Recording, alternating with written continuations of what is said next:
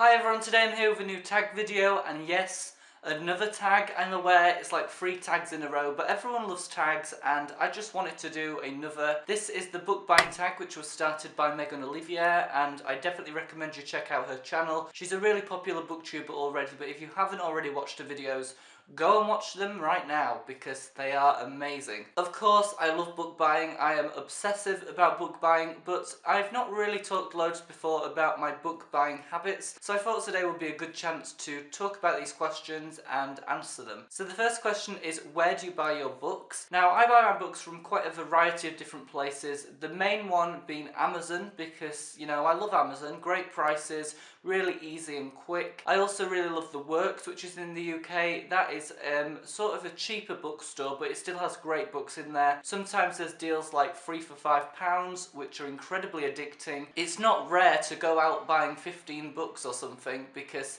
you know, the deals are just amazing. I also really love Waterstones. Although I don't buy loads of books from there, it is quite expensive. I just love it when I go. The atmosphere is great. Just looking at so many books and such a great variety is amazing. It's every book lover's dream. Question number 2 is, do you pre-order books, and if so, do you do them in store or online? I don't really pre-order books, no. I don't know what it is, I just don't seem to do that. I think if I wanted to pre-order books, I'd be pre-ordering every single book that would be coming out. That would get kind of crazy because I'd have so many to read. I think I've pre-ordered one book before, but in general I don't pre-order unless I'm absolutely desperate. Question 3 is, on average, how many books do you buy a month? This question is actually quite hard because sometimes I buy loads of books, other times I hardly buy any, if any at all actually. So I would say on average it's about 3 to 4 books. This year in particular I'm trying to buy books as I read them, so that means that, you know, 3 to 4 books is an okay amount to read each month, so that's how many I buy. Question number 4 is, do you use your local library? I used to use it, but now I don't. I don't know what it is about libraries, but they don't have a great selection of books. They have very old books, which I've already read. I don't know, I just don't particularly like going to the library, which is kind of weird because a lot of booktubers and book lovers do,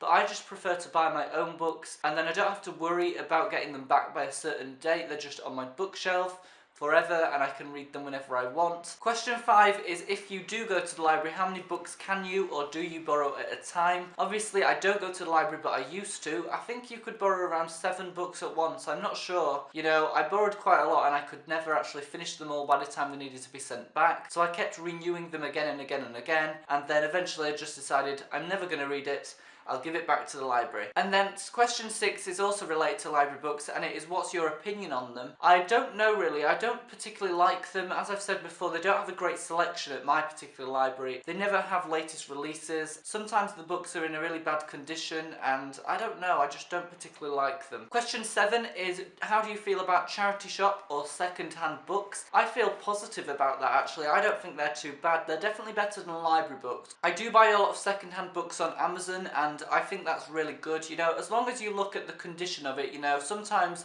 the condition is like new, and sometimes you can hardly even tell they've been read, and I think when it's like that it's great, and they're also really cheap on Amazon. Sometimes you can get them for like £2.81, which is the book and the postage together, and that's amazing. That's a book lover's dream. Question number 8 is, do you keep your read and to be read pile together on the same bookshelf or not? Yes, I do. As you can see behind me, I put things in series or just wherever they look okay. You know, if there's a standalone book, sometimes I just throw it in with the series, but in general I've not finished half of the series I've read, so because I like the series to be together, sometimes half the series has been read and the other is still to be read. Question 9 is, do you plan to read all the books that you own? The answer is yes. In my lifetime, I will read every book I own, or I hope to anyway. It's quite a challenge because I already have a lot of books, but I buy books with the intention of reading them. That's the idea of buying books, and at some point I always say to myself, I will read it. Even if it's miles into the future, I will read it. Question number 10 is, what do you do with books that you own that you feel you will never read or felt like you did not enjoy? I normally just keep them on my shelf. I know that's really bad. I should probably donate them or give them to a charity shop, but I don't know. I just keep a lot of them on my shelf. Sometimes actually, if I didn't enjoy a book, I might reread it just to see if I would enjoy it a second time. Sometimes actually my opinion totally changes when I reread books, so that's something I always bear in mind. Also, if I feel like I'm never going to read it,